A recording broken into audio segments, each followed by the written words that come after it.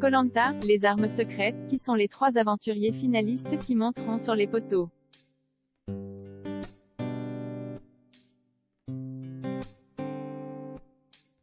Alors que TF1 diffusait ce vendredi la redoutable épreuve d'orientation de Koh-Lanta, les armes secrètes.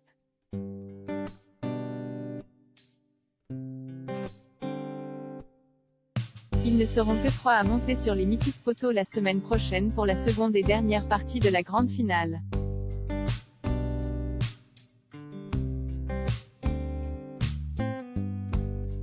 Après 35 jours de survie, rendez-vous est donné pour le vendredi 4 juin, à 21h05 sur TF1.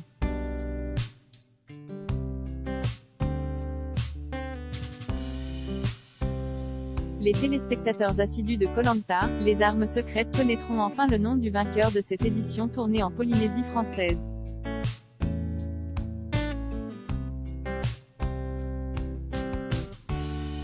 Mais les 3 heureux derniers finalistes auront encore 2 marches à franchir, et pas des moindres.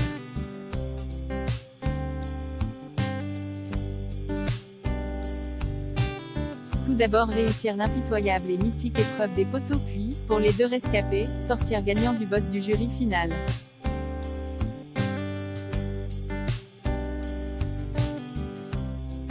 Bref, le chemin est encore long.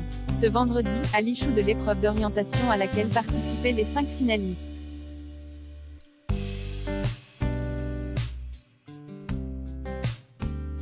Arnaud, Laure, Lucie, Jonathan et Maxine, 2 d'enters ont été éliminés.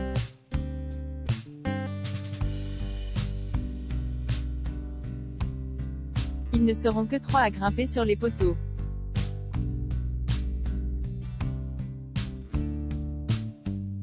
Laure tout d'abord, qui voit exploser son très efficace binôme formé avec Maxine, aux portes des poteaux.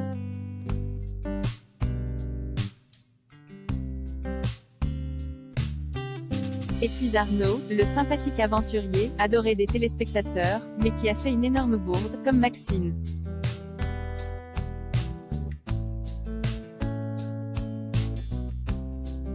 Les 2 anciens rouges n'ont pas démérité, bien au contraire, mais n'ont pas réussi à mettre la main sur l'une des 3 poignards qualificatifs.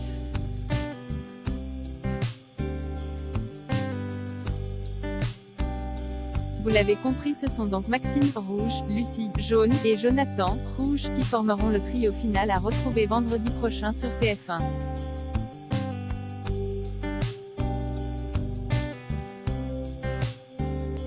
Qui peut l'emporter? Télé Loisirs vous aide à y voir plus clair.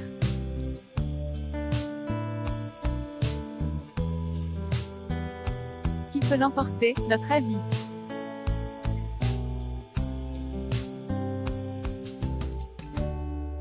Clairement, le profil sportif de Maxine, on l'a vu sur de nombreuses épreuves, pourrait l'avantager sur les poteaux.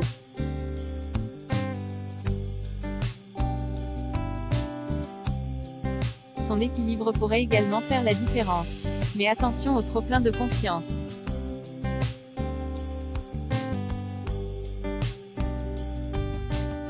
Et puis, même si elle l'emportait, ces trahisons à répétition pourraient lui coûter très cher lors du vote du jury final.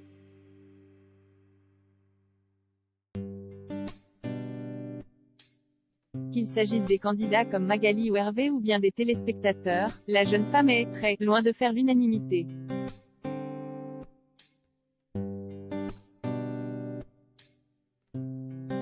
Du côté de Lucie à présent, la candidate jaune arrivée en cours d'aventure mérite sa place, bien qu'inespérée.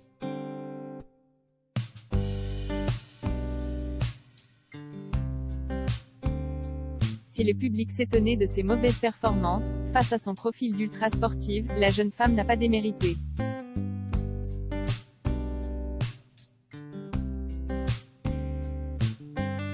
Loin de là, souvent mise à l'écart par sa propre ancienne tribu, elle a pourtant fini seule jaune face à 4 rouges.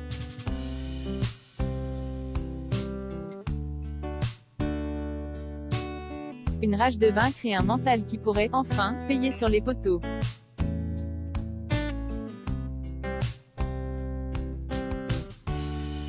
Un jury final déséquilibré.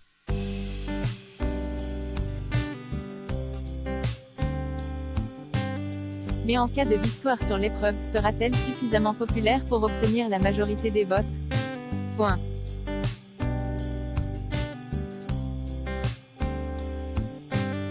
Une donnée à son importance, le jury final sera composé de 7 ex jaunes contre seulement 5 ex rouges, plus le troisième finaliste éliminé.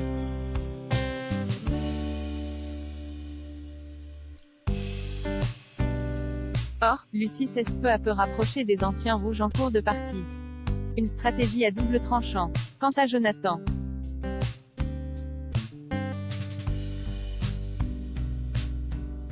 ce spécialiste en escalade se montre discret mais redoutablement efficace depuis le début de l'aventure.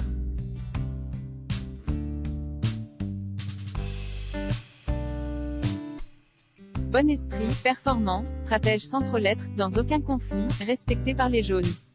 En termes de jury final, Jonathan semble en bonne position.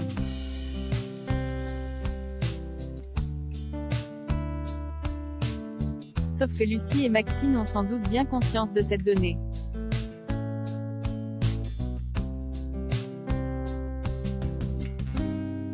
Résultat, le jeune homme se verrait dans la quasi-obligation de l'emporter sur les poteaux au risque de ne pas être repêché par la gagnante de l'épreuve.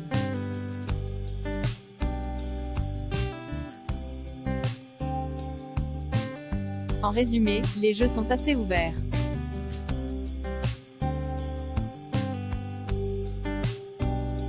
Cap sur Koh-Lanta All Star.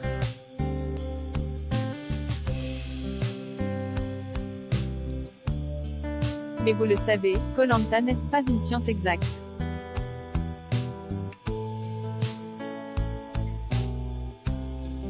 En début de saison, Denis Brognard nous rappelait que pour l'emporter, il faut être capable de mettre au point un cocktail compliqué.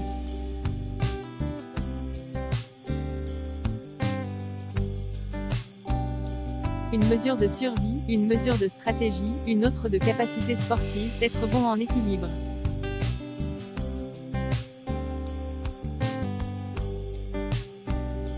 Le tout saupoudré d'un zeste de capacité à gérer à l'humain dans un groupe. Réponse vendredi sur TF1. Et après, point.